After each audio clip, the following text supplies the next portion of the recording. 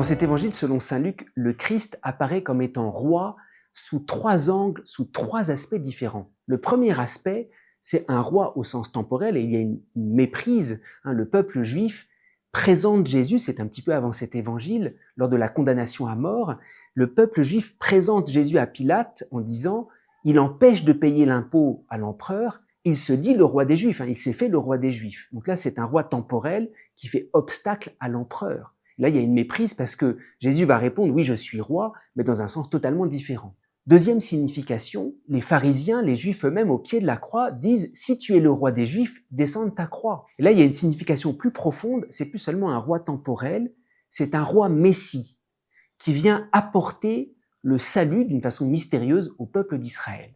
Et puis, il y a une troisième signification beaucoup plus profonde qui, dans cet évangile, est la véritable révélation de la royauté du Christ.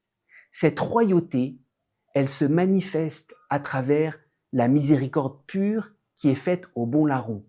Souviens-toi de moi quand tu viendras dans ton royaume, toi qui es roi. Réponse de Jésus, réponse du roi. Aujourd'hui, avec moi, tu seras dans le paradis. Miséricorde pure, tu es totalement blanchi et tu entres dans le paradis céleste. Et c'est vrai, la miséricorde, elle est royale. Et ça nous est montré dans cet évangile. Le bon larron demande que Jésus ne l'oublie pas, souviens-toi de moi.